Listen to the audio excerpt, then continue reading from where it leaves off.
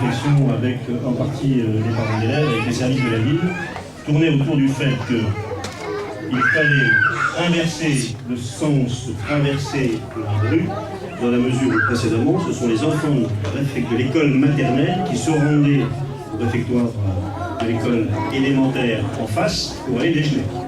Et c'est vrai que ça posait un certain nombre de problèmes de sécurité. Les enfants, les plus petits en particulier en début d'année, pour les 3 ans, étaient compliqués, ou en tout cas nous invitaient à plus de prudence.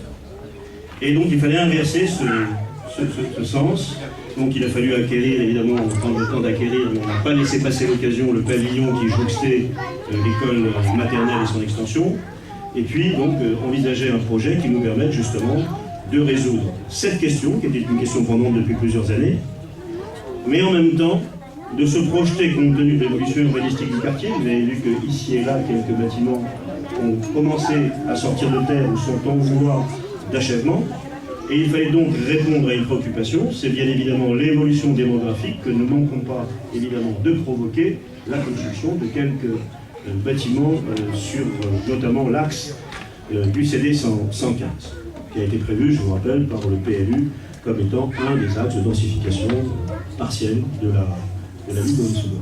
Et donc il fallait évidemment se projeter sur une dizaine d'années de manière à assurer l'évolution démographique et donc les capacités d'accueil.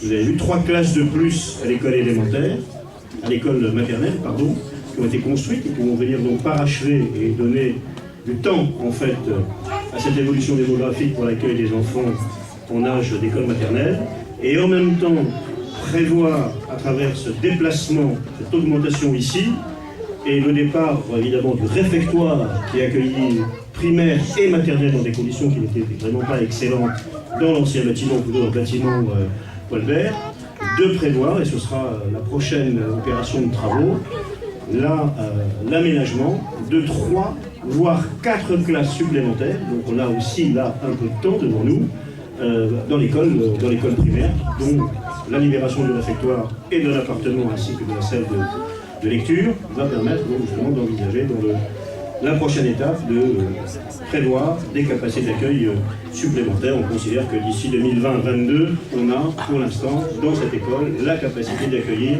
l'évolution démographique provoquée par les quelques évolutions urbanistiques. Donc voilà, il fallait combiner les deux choses.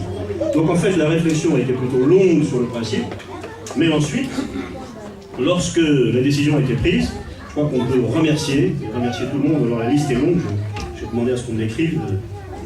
Avec l'âge, on perd des neurones, et avec les neurones, évidemment, un peu de mémoire. Donc évidemment, les services de la ville. D'abord, Madame Collet, qui est l'architecte qui est allée dans les services de la ville il y a 2 ans maintenant. C'est ma 3e année. Déjà 3, vous voyez, le temps passe vite. Oui.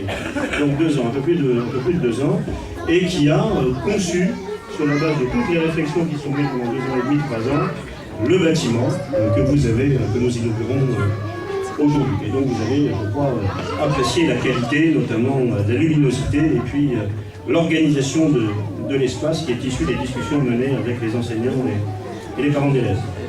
La direction donc, de l'ingénierie et des projets, qui a travaillé bien évidemment à la construction, ça a l'air de rien, mais quand on prend une décision avant d'arriver à l'inauguration, c'est tout un travail d'élaboration, d'organisation évidemment sur les différents travaux. Les manutentionnaires qui ont beaucoup travaillé et avant et qui vont travailler encore après pour livrer cette école aux enseignants lors de la pré-rentrée de lundi. Il y a encore du nettoyage à faire, il y a encore évidemment des meubles à installer. Les prestataires, donc la maîtrise d'œuvre, c'est le bureau d'études de gros œuvres INGEMA qui a travaillé justement, qui a travaillé vite. Le bureau de contrôle, le BTP consultant, le bureau de contrôle est toujours important. Son travail, il est impossible de pouvoir avancer plus avant dans l'organisation de la construction.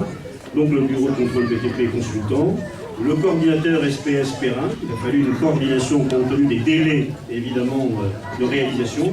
Et puis l'entreprise générale Génoton, M. Obeka qui en est le directeur, il est toujours très discret, très timide, il est au fond là, et qui a réalisé en un peu plus de 10 mois, il fallait livrer à la rentrée scolaire, un peu plus de 10 mois, une réalisation où vous voyez qu'elle n'est pas simple. Évidemment, les ATSEM qui ont beaucoup eu à supporter toute une partie de l'organisation du travail pendant l'année, les directions d'école, les enseignants pour leur compréhension. Ce n'était pas forcément simple de faire cohabiter une entreprise de travaux publics et l'organisation, le fonctionnement.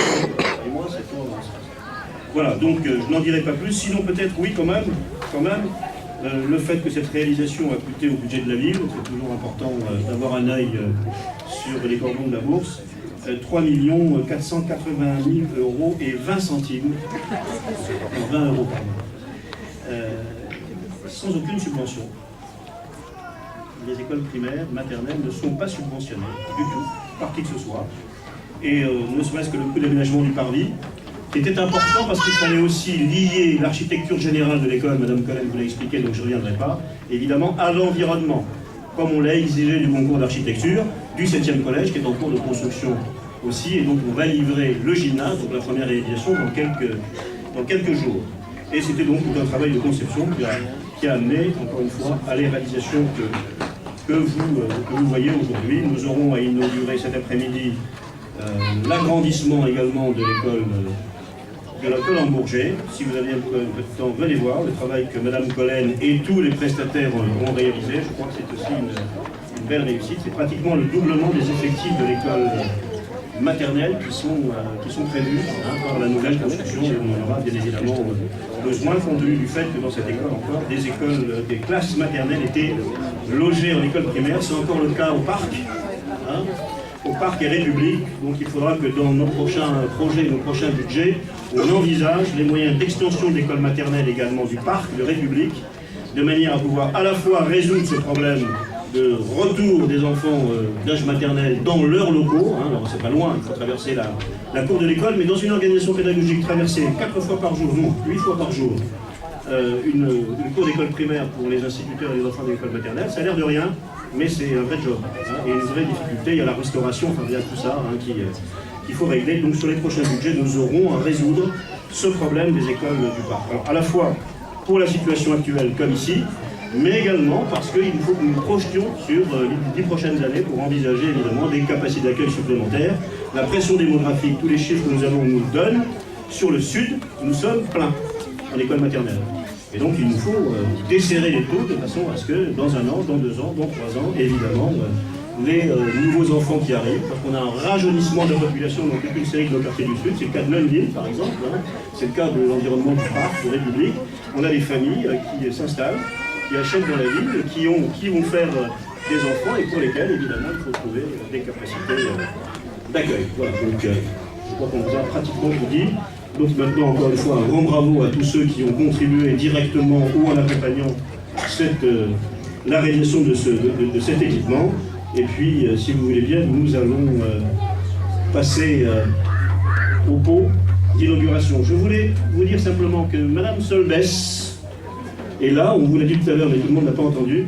Madame Solbès est la veuve de Monsieur Louis Solbès, qui a été maire de cette ville il y a maintenant quelques années. Et donc que nous avons invité bien évidemment, puisque l'école porte le nom de son époux et le sien, donc par la même occasion.